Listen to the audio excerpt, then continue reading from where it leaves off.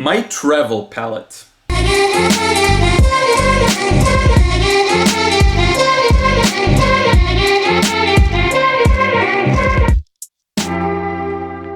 What up friends, Liron here, and today I want to show you what came to be my kind of travel palette.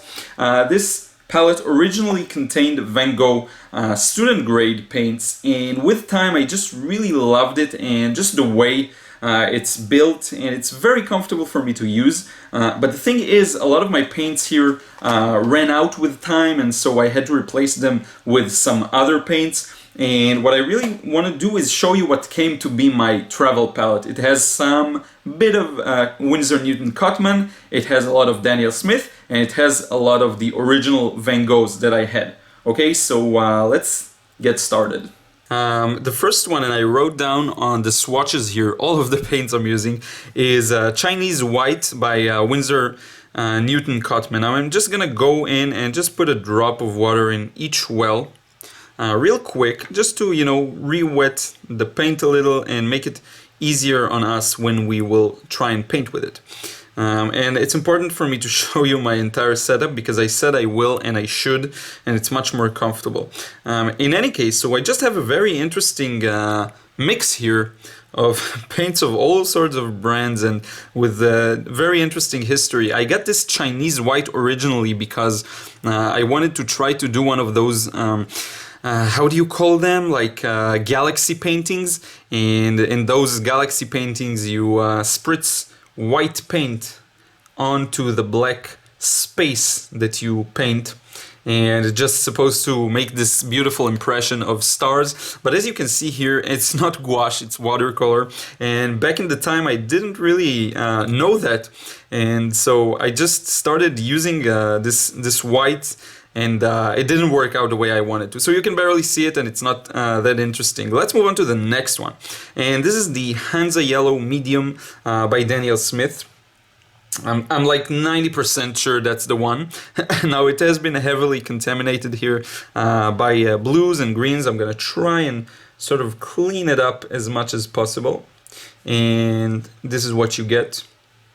I'm going over them rather quickly just because I don't want to really bore some of you if you want just a quick rundown, but it's just a very interesting palette I think that I came to use, so I do want to go over it. The next one is the New Gamboge by Daniel Smith, and just I ran out of the orange that I had here, and I just decided to replace it with the New Gamboge, which is one of my favorite yellows, my favorite warm yellow, and as many of you know, I love warm paints, just love them. Let's get it a little stronger here. So as you can see, just a lovely, warm, fun yellow. I just love this one.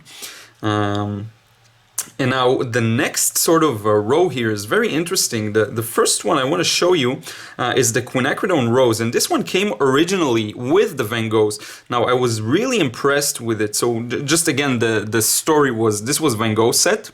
I ran out of some and I replaced them with the Winsor Newton. I ran out of others and I replaced them with the Daniel Smith once I upgraded sort of to them. And you can see this is the original Van Gogh quinacridone rose, and it's just very beautiful. I think it's a little different compared to other brands, more expensive brands, quinacridone rose, that feels a little red. More than this one. This one feels a little more pinkish or magenta. No, I think pink or violet. And so it really changes from one brand to another. But what I can say about it is that it's beautiful and it's very highly saturated, and I love it for that reason. The next one, and this is another interesting one, is the Cerulean Red by Daniel Smith. I got it as a part of the primary set that I recommend of the Daniel Smith, which I just love. Absolutely beautiful set, very cost effective. Let me get it stronger here on the right to show you. And this one I actually use if I want to mute some of the blues, sort of neutralize them. So I like to use that one. And it's a very interesting set. Some of these paints I really use much more than the others. And some I really heavily use, as you'll soon see with the French ultramarine that was also in the last demonstration I did. Now here we have Madder Lake Deep, which is very interesting. The madder, I believe it's a plant that's used very often in sort of a quinacridone-ish kind of paints. And just a very, very beautiful paint that I like. This row, this is why I say it's so interesting, because I just loved all of these. Originally here there was a red. I don't remember which one. I think it was like primary red, or I can even check here. Permanent red light. Okay, so I just have a sticker with all the original paints names here. And I really love this one. I should use it more often. I don't use it as much as I should probably. Now this one is another interesting row actually. We have here the Prussian blue, and to be honest I haven't used this one for such a long time. Very interesting and strong blue, which I really loved back in the time. I believe it was my go-to when I really wanted to get darker values with this original palette, so I would use this with what used to be the burnt umber, and you'll soon see what it was replaced by. It's just very interesting. So yeah, just a beautiful, strong. I believe this one is staining, though I don't remember just off the top of my head.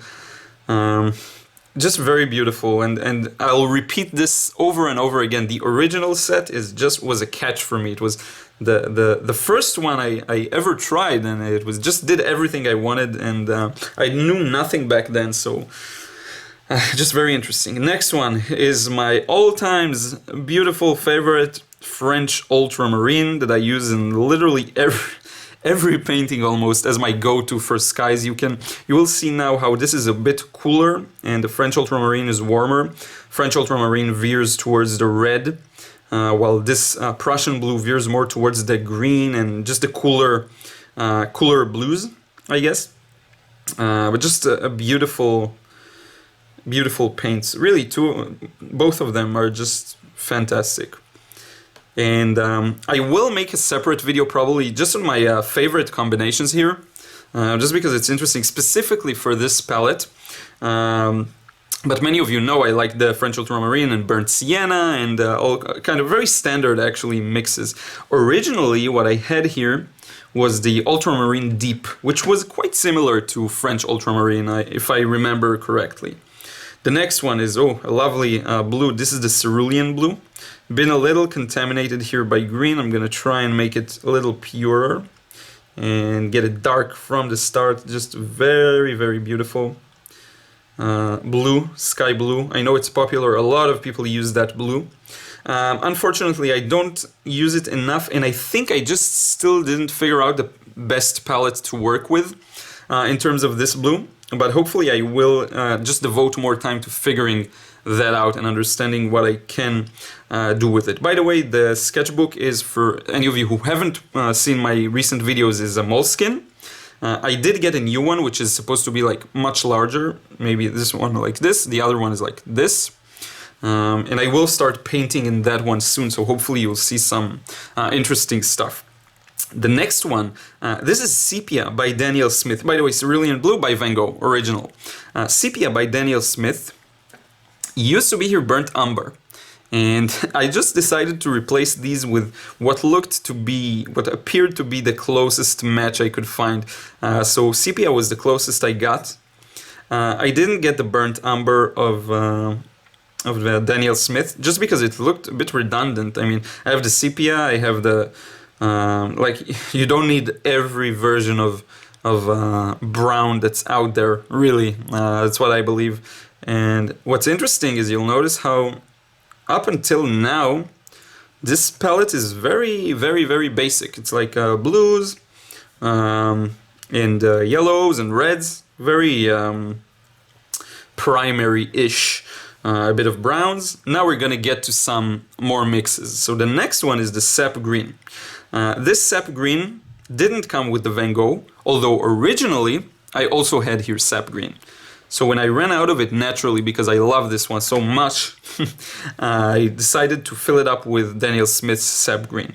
The thing is that these days, sap green specifically, I use less as is, and more, either I create my own green, because I feel like it's very boring if you just do the sap green and that's it. So either I create it from French Ultramarine New Gamboge or Hansa Yellow medium, or I use this one but only together with other ones. So I'll add to the green a little bit of blue, a little bit of yellow, a little bit of even brown if I just want to get it very dark, but still keep it a bit of a natural foliage color. The next one is really interesting as well. This is the Viridian, and it came together with the original Van Gogh. Very similar to phthalo green, very, very similar to the one I got, I think, by Winsor and Newton. And just a very interesting pigment. And what I loved about this one originally is also that it really allows for a variety of values. So it becomes pretty dark, as you can see. The one thing I don't like about this one, and many of you notice about me, I have an issue with cool colors that I'm trying to get over. And so this is a little cooler green, and sometimes I just don't know how to use these kinds of greens, and I feel more connected to these ones. I should definitely, I'm starting to work on it, so it's in the making, like in the work in progress of me and cool colors.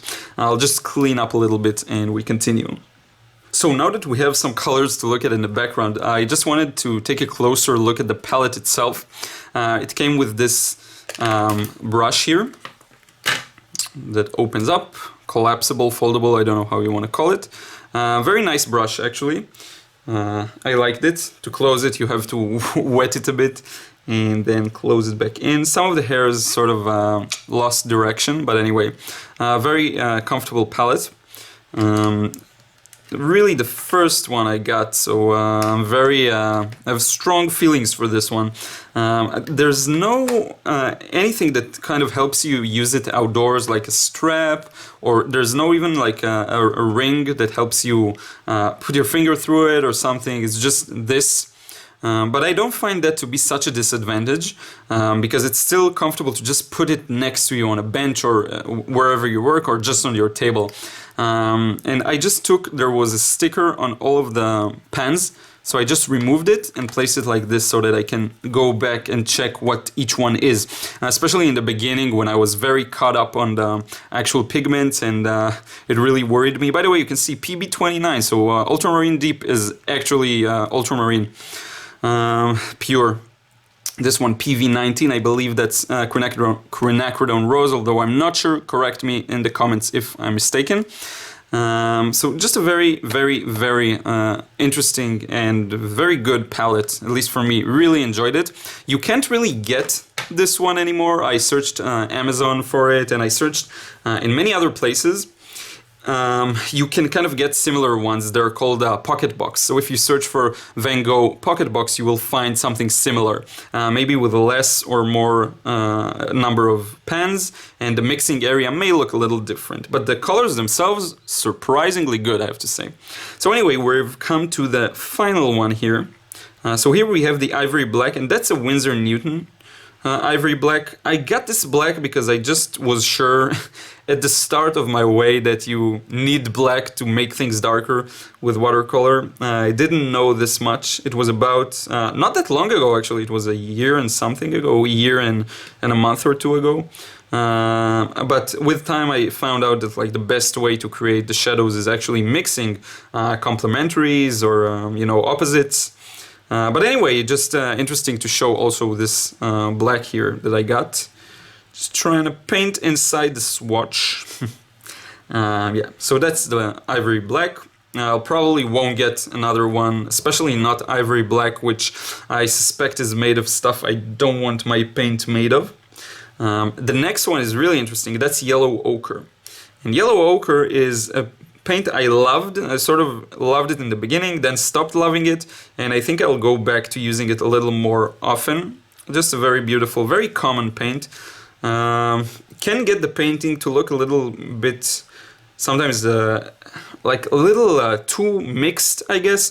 It just makes it what people call muddy. You know, there's a lot of misconceptions and weird things around muddy colors. I don't want to even get into that because I won't even pretend to know like the overarching definition. But anyway, this tends to make some paintings look dead if not used with the right palette. So for example, these three I think look fabulous together, but if you kind of get these three, it may look a little weird, okay? So you really just need to know how to use it, you know, it's just colors. If the color mixes don't look good, you kind of just need to improve them and mix them again.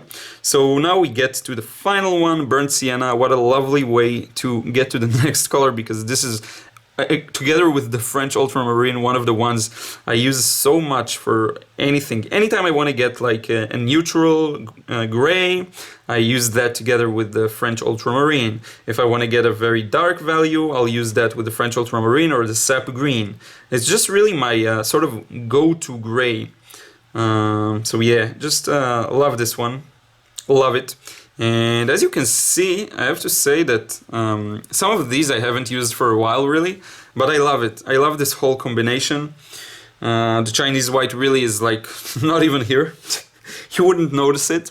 But all the rest is really cool, and I came to really love this sort of arrangement with time, very heavily relying heavily on the primaries, and then some browns and some greens just to be more comfortable. When you're outside, you don't need to always mix your own greens. So it's just, I think, a very convenient mixture, what they call. So anyway, this is it. I hope you enjoyed this small demo. I will again make a video about different combinations I create with this, and maybe I'll use this one as a guide. And I also want to record a video that's like a quick tip regarding pans and tubes, so you will see some of that soon. Let me just change the angle and wrap up this video. Friends, this is it. I hope you enjoyed this video. This is really a palette that I came to grow into and love. If this is the first video you watch in this channel, then feel free to stick around, check out my other stuff.